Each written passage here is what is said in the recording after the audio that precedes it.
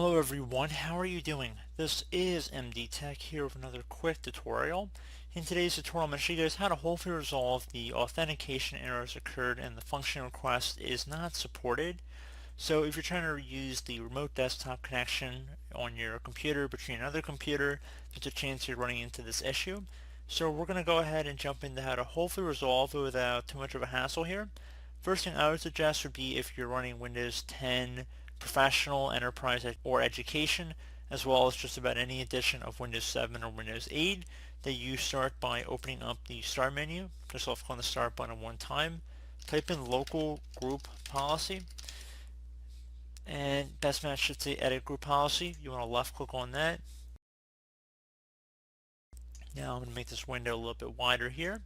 And another thing before we get too far into it, again, if you don't have Group Policy Editor on your Windows 10 Home Edition computer, I will have another solution near the end of the video that should hopefully be able to resolve your problem. However, I do like the Group Policy Editor method a bit more in terms of the success rate, which I'm hoping for. So again, we're going to start with a little Group Policy Editor here. I'm going to minimize the area underneath user configuration, so the little drop down area here, I'm just going to left click on it one time to hide it. I don't want anybody accidentally going underneath user configuration here because the folders have similar names here, as you can tell. I don't want anybody getting confused. And then underneath computer configuration, you want to go ahead and expand administrative templates. Do the same thing now for the system folder. And now just left click on credentials delegation.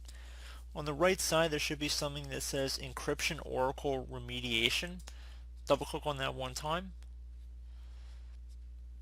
Where it says encryption oracle remediation, you want to go ahead and select enabled. And once you're done with that, left click on apply and OK. Hopefully that has been able to resolve your problem. Another thing we can go ahead and try, again, if that didn't work for you for some reason, or if you're running Windows 10 Home, we can go into the Registry Editor. So we're going to open up the Start menu. Again, type in regedit, so R-E-G-E-D-I-T. Best match should come back to Registry Editor right above Desktop App. You want to right click on that and then left click on Run as Administrator. If you receive a user account control prompt, you want to left click on Yes. Now, before you proceed in the registry, I would highly suggest creating a backup of it. So in order to do that, just make sure you're highlighting over the computer folder here, or the computer dropdown. So not where it says computer, but the actual computer icon. You want to left click right on it. And then left click on File, and then Export. Name the file whatever you want. I would suggest, for simplicity's sake, if you name it the date that you're creating the backup, it's probably a smart idea, and then save it to a location on your computer that you will be able to easily access it. Make sure export range is selected at all, and then left click on save. And then if you ever made a mistake and had to go back in and restore your registry back, you just do file, import, and then you just would locate the file on your computer or external media, wherever you end up saving it, and you just would find it and then left click on OK to import it. So pretty straightforward on that. So once that is ready to go, we're going to go expand the HKey local machine folder. So double click on HKey local machine or left click on the little arrow next to it to expand the view. Now you want to go ahead and expand the software folder. So expand software. And now you want to go down to Microsoft, expand Microsoft here.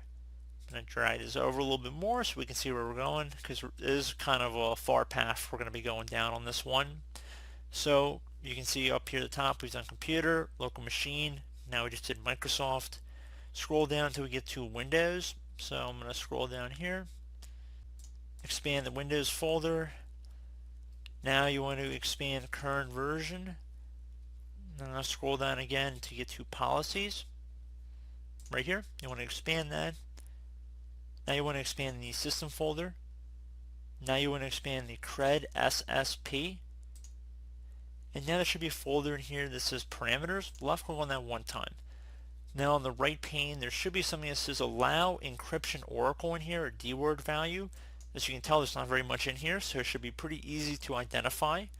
You want to go ahead and just double click on it. Value data here, you want to make sure if it's set to 1 right now or 0, you want to change it to 2.